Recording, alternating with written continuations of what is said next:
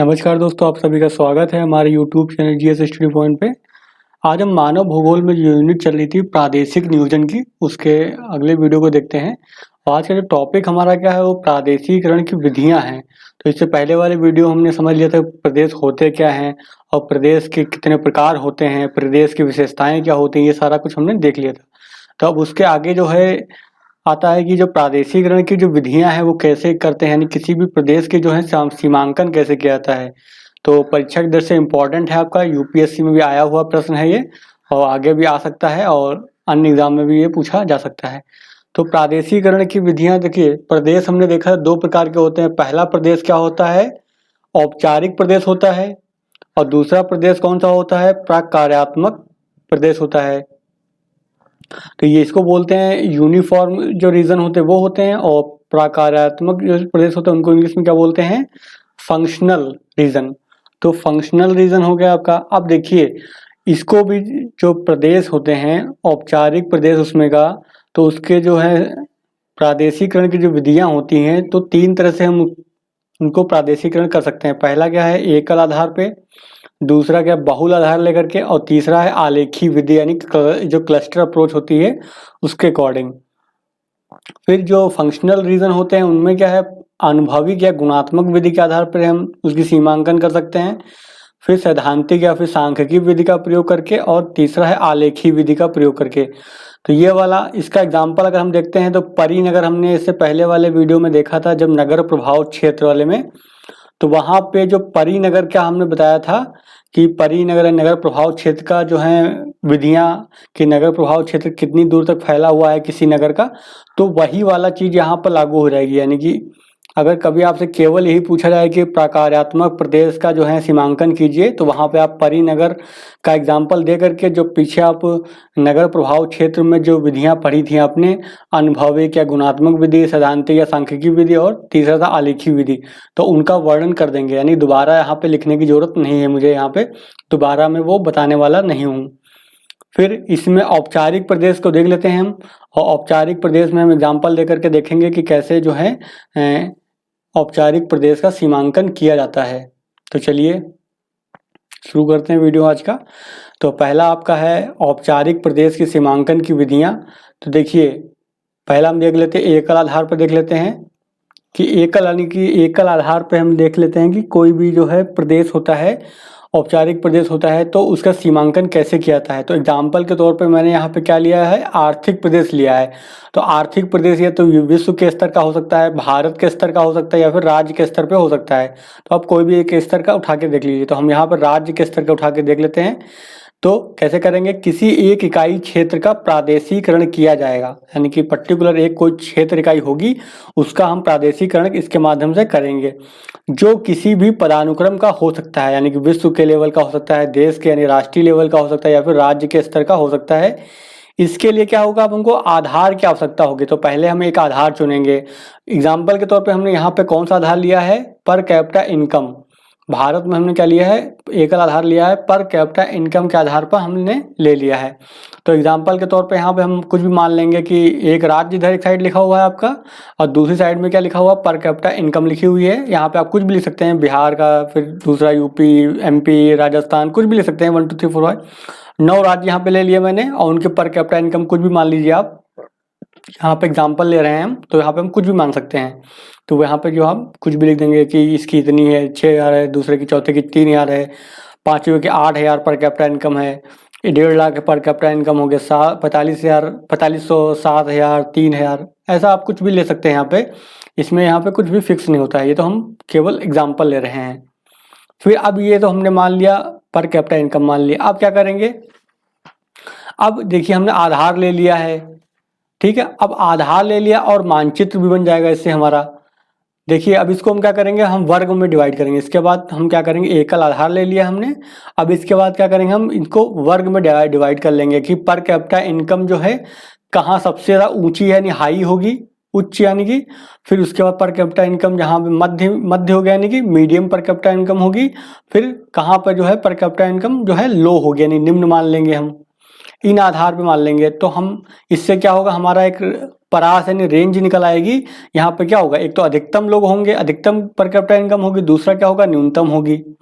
फिर अनुभवों के आधार पर मूल्यों का चयन करेंगे। हम मान लेंगे कि हम उच्च या फिर निम्न या फिर मध्य को अनुभव के आधार पर मानेंगे ना हम, तो कुछ भी मान सकते हैं। निर्धारित करेंगे इनको वर्गों में कि हाई वाले कौन से किस में आएंगे। हाई पर कैपिटा वाले वो होंगे जिनकी इनकम जो है 7,001 से अधिक हो, यानी कि 7,001 से लेके more than 7,100 one more than 7,101।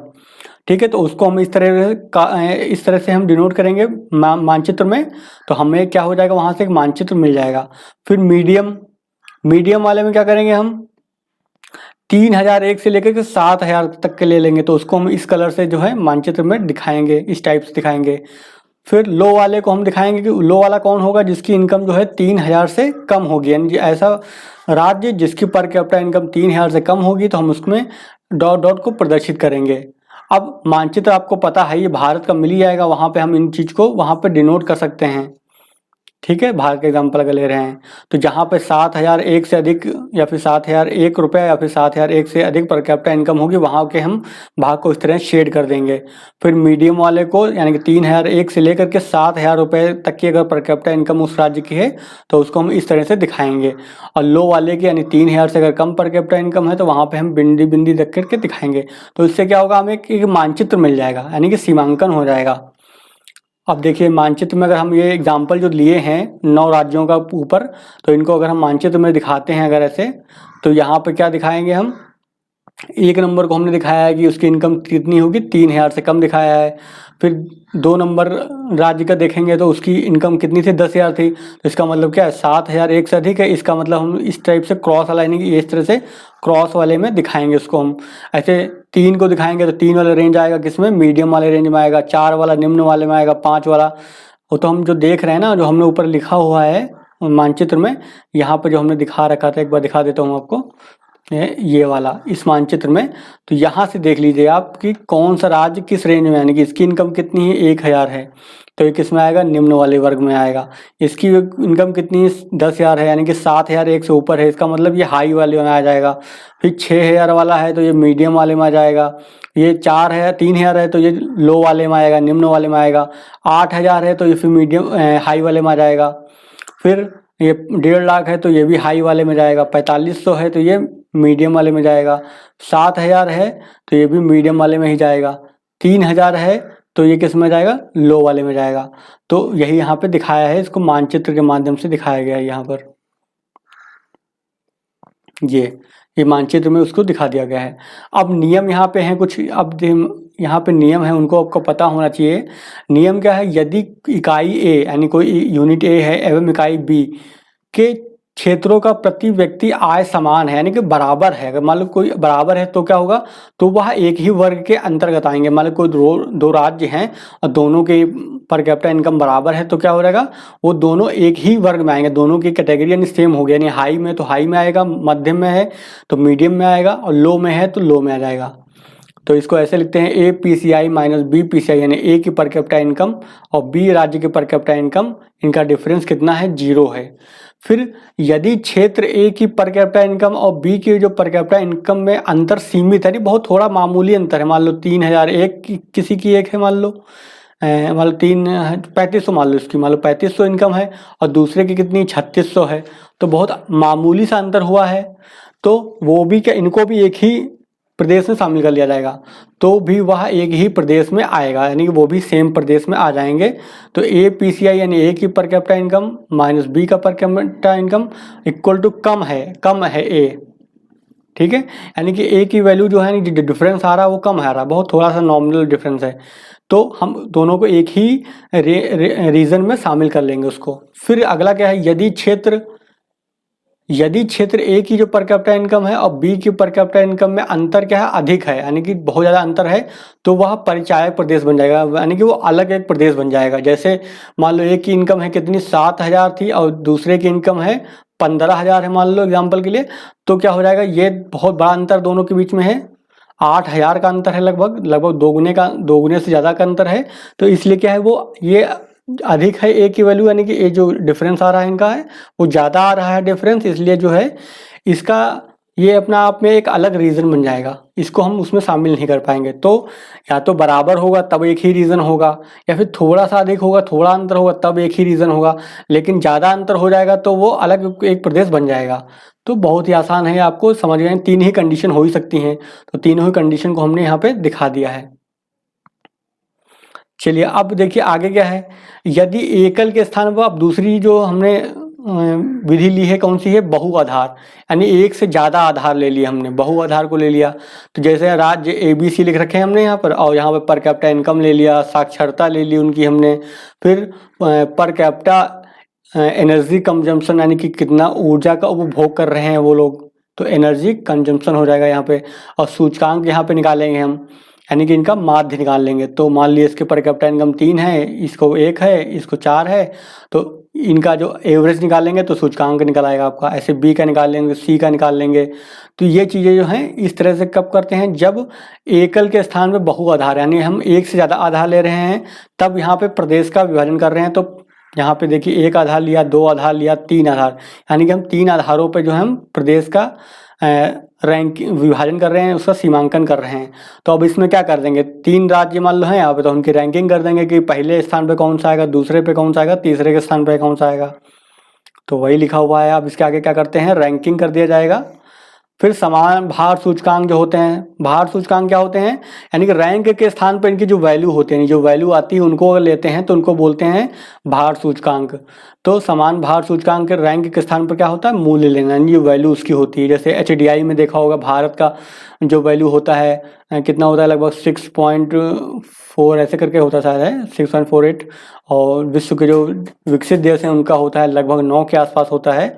तो 10 और इसका मिनिमम 10 और 1 के बीच चलता है ये। तो यहाँ पर जो है इनका रैंकिंग ना लेकर के यहाँ पे हम क्या इनका भार ले रहे हैं, यानी कि जो उनका जो मूल्य सूचकांक है वो कितना है वो लेते हैं। फिर ऐसे क्या है, विभिन्न भार सूचकांक मूल्य, यानी कि ये तब होता है जब एक ही वर्ग में उप इकाई यानी उपवर्ग करके जो है उसमें परिवर्तन देखा जाता है, तो उसका इस्तेमाल करते हैं। जैसे जब एक उप इकाई में परिवर्तन की प्रवृत्ति हो तो इस्तेमाल किया जाता है। जैसे HDI में क्या होता है, साक्षरता के लिए लिया जाता है। तो साक्षरता में हम ये देखते हैं कि साक्षरता कितने हो रही है, और प्लस में ये देखते हैं कि कितने लोग ड्रॉप आउट स्कूल हो रहे हैं, कितनी एज पे। तो ये सब चीज़ों को भी देखा जाता है ना, क्योंकि मान लो कोई व्यक्ति जो है स्टार्टिंग में तो पढ़ाई कर लिया उसने, लेकिन कुछ समय बाद छोड़ दिया उसने, तो ये भी तो साक्षरता को प्रभावित करेगा ना। तो साक्षरता में कितने समय के लिए, यानी कि वो साक्षर हो रहा है, कितने समय तक के लिए जो है वो स्कूल जा रहा है, ये भी इसका भी मापन किया जाता है। तो इसे क्या करते हैं, इसी के बोलते हैं विभिन्न भार सूचकांक मूल्य, यानी कि एक से ज़्यादा भार सूचकांक को शामिल किया जाता है। तो ये दूसरी विधि हो गई हमारी, जो कौन सी विधि हो गई, बहु आधार के आधार पर एक से ज़्यादा हमने आधार लिए हुए उसमें। फिर जो तीसरी विधि कौन सी थी प्रादेशिकरण की, तो तीसरी जो विधि है वो क्या है, आलेखी विधि है। तो आलेखी विधि में होता क्या है, हम ये आलेखी विधि प्रत्येक आधार पर, यानी अलग अलग जो आधार होते हैं उन पे क्या करते हैं, मानचित्र तैयार कर लेते हैं। ठीक है, इन पे क्या करते हैं, अलग अलग आधार लेते हैं, उनके ऊपर मानचित्र तैयार करते हैं। फिर सभी मानचित्रों का करते हैं एक के ऊपर एक अध्यारोपित कर देते हैं, नहीं रख देते हैं, जो ट्रांसपेरेंट सीट होती है उसको एक दूसरे के ऊपर रख देते हैं। इससे क्या बन जाता है, हमारा एक क्लस्टर्स बन जाते हैं, यानी क्लस्टर्स निकल आएंगे, यानी ये क्षेत्र ये है, ये क्षेत्र ये, ऐसे क्लस्टर्स बन जाएंगे। तो वही लिखा हुआ, सभी मानचित्रों को एक दूसरे पर अध्यारोपित, यानी कि एक दूसरे के ऊपर रख देते हैं। फिर समान प्रकार के जो गुच्छे होते हैं, जो समान जहाँ जहाँ समान सिमिलैरिटी दिखाई देगी, यानी कि गुच्छों को इंग्लिश में क्या बोलते हैं, क्लस्टर्स बोलते हैं, का चित्रण किया जाता है। तो वहाँ पे हम क्या कर लेंगे, उनका चित्रण कर लेंगे। जैसे अगर मान लो हमको औद्योगिक भारत में औद्योगिक प्रदेशों को निकालना है, तो क्या कर लेंगे, हम हर राज्य का अपना अलग अलग जो औद्योगिक प्रदेश होगा उनका चित्र बना लेंगे, और उसको क्या कर लेंगे, और उसके आधार ले लेंगे कि उद्योग होने के लिए कंडीशन होनी चाहिए, उद्योग होने के लिए कंडीशन होनी चाहिए। तो उनके आधार पर हम मानचित्र तैयार करेंगे, और फिर क्या करेंगे, सारे जो मानचित्र को रखेंगे एक दूसरे के ऊपर, तो कुछ क्लस्टर्स निकल के आएंगे, और वही जो क्लस्टर्स होंगे वही क्या हो जाएंगे, देश के औद्योगिक प्रदेश कहलाएंगे फिर। तो ये हो गया। फिर ये तो हमने देख लिया किसको, जो आपके जो हैं पहली प्रकार के जो हो गए पहले प्रकार के जो प्रदेश हो गए जिसको बोलते हैं यूनिफॉर्म रीजन, उनको देख लिया हमने। अब हम क्या देखेंगे, फंक्शनल रीजन को देख लेंगे। तो फंक्शनल रीजन में जो हमने आपको बताया था, परीनगर का एग्जांपल लेंगे, और परीनगर वाला आपको जो है पहले ही करा दिया गया था। तो अगर आपने वो वीडियो नहीं देखा है तो ऊपर आई बटन दे रखा है, आई बटन पे आप क्लिक करिएगा तो आपको पहुंचा देगा नगर प्रभाव क्षेत्र के नाम से एक वीडियो बना हुआ है, वो देखेंगे। तो वहाँ पे हमने दिखाया गया है कि कैसे जो है आनुभविक विधि से जो है परीनगर का सीमांकन करते हैं, या फिर सैद्धांतिक विधि से जो है कैसे जो है परीनगर का सीमांकन करते हैं, या फिर आलेखी विधि से कैसे सीमांकन किया जाता है। तो अगर एग्जाम में ये पूछा जाएगा कि फंक्शनल रीजन की मेथड क्या है, उसको कैसे प्रादेशिकरण किया जाता है उसका है, तब केवल हम उतना लंबा वहाँ पे लिखेंगे, वो तीनों विधियों को एक्सप्लेन करेंगे। वरना अगर ये पूछा जाता है कि प्रादेशिकरण की विधियाँ बताइए, तो पहले वाले जो औपचारिक प्रदेश हैं उनको एक्सप्लेन कर दीजिएगा और बाद में इनको लिख दीजिएगा ऐसे ही, क्योंकि इतना टाइम एग्जाम में नहीं होता है कि आप औपचारिक को भी एक्सप्लेन करें फिर फंक्शनल को भी एक्सप्लेन करें, तो आपके पास इतना टाइम ही नहीं होगा। तो जिस हिसाब से टाइम हो आदमी के पास, उस हिसाब से अपना आंसर लिखना पड़ेगा वहाँ पे एग्जाम में। तो अगर केवल पूछा जाता है आपका है फंक्शनल रीजन के बारे में मेथड के बताइए, तो वहाँ पे क्या हम इनका भी एक्सप्लेन करेंगे बारी बारी से तीनों को।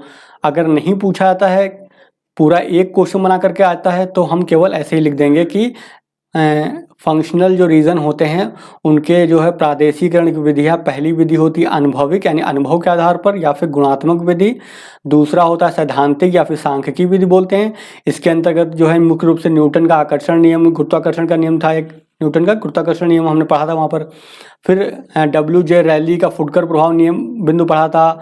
अलगाव बिंदु होता है कि उसके आधार पर जो है ये सैद्धांतिक विधि से जो है हम प्रादेशिकरण करते हैं।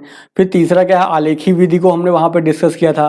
तो ये रहा आपका जो है आज का वीडियो। उसमें हमने क्या देखा है, प्रादेशिकरण की विधियों को देखा, और परीक्षा की दृष्टि से इम्पॉर्टेंट है, UPSC का पूछा हुआ प्रश्न है, तो इसके आगे भी आने की संभावना बनी हुई है, तो आप इसको अच्छे से तय कर लीजिएगा।